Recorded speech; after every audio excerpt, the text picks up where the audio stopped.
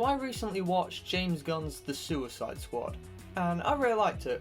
And shortly after, I became inspired to try and recreate my favourite character from the film, that being King Shark. The first stage of creating pretty much anything is to gather reference, and for that I highly recommend this program called PureRef. You've probably heard of it. And for my 3D application of choice, I chose Blender, because it's free and I know how to use it. So I added a sphere and started to sculpt, and it looked like shit. I feel I should clarify, I don't really know how to sculpt.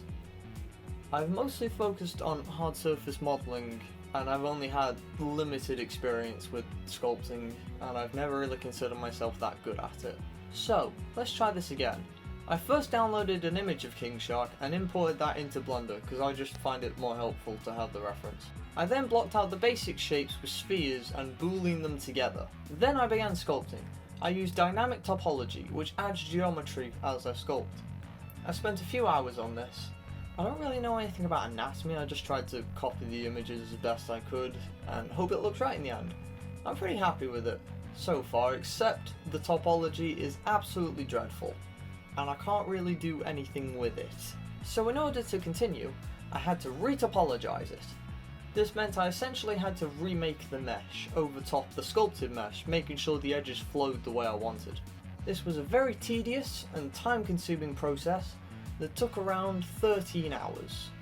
Eventually, I had this. Now it was time to add all the small details. I first added a multi-resolution modifier, which would allow me to subdivide the model several times and sculpt on it without affecting my original mesh. I would also use alphas in this process. An alpha is a black and white texture that I can use to displace my mesh and add micro details like small veins, bumps, and scales. This part was pretty fun. Then I UV unwrapped it. Basically, I'm making seams so I can flatten the mesh and project image textures onto it. This image shows what I mean really well. Now it was time to create the materials. I started by creating a normal map.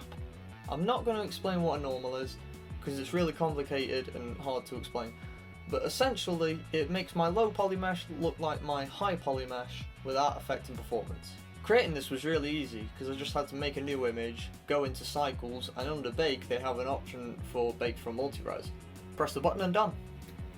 Next I made a cavity map, which was slightly more difficult, and for that I duplicated the mesh and turned the multi-res to its highest level, and then gave it a new material with a geometry node with the pointiness value plugged into a colour ramp which went into an emission. This will then make all raised areas of the mesh black. Then I baked that onto an image texture and used that to make the roughness and specular map. For the colour I made a new image and went into texture paint mode and painted all the different shades. I tried to add a lot of variation to the colour so it didn't look so plain and cartoonish. Then I mixed that together with cavity map and this was the result. Next I will make the teeth and the gums. The teeth were just cubes with a subdivision surface modifier, and then I scaled down the top face and added a little bit of a curve. I then placed the teeth around the jawline, around about where I thought they should go. Next I would sculpt the gums, again with dynamic topology, which meant I had to re-topologize it again, which surprisingly took me a few attempts, but in the end I added a cube, removed most of the faces and shrink wrapped it to the geometry, made some quick materials and done. Next I made the shorts, which ended up being way more difficult than I was expecting. Originally I selected part of the mesh, duplicated it and separated it, and tried to sculpt on that, but I couldn't get it to look the way I wanted. So instead I added a sphere and sculpted the shape from that, again using dynamic topology. This would again have to be re-topologized, but luckily this time it didn't take very long. Then I added a multi-res modifier and repeated the same process as before, adding folds into the fabric, which I baked down to a normal map. I then added fabric texture I found on textures.com, and to add some variation to the colour I used vertex painting, specifically the dirty vertex paint feature, and baked that onto an image texture which I could then use as a factor to mix a blue and grey colour. Honestly, I'm not super happy with how the shorts looked, but I think it's good enough. Finally, I rigged the character. I started with the generic meta rig from the Rigify add-on, which is built into Blender, and then added all the bones for the fingers, face and fin. I then used automatic weight painting, which did a really good job on this mesh, but I did have to go in and do some weight painting on the trousers to stop them from clipping. I then set up IK for the arms and legs. I'm not going to go into all that shit in this video, but you can find loads of great videos on the topic.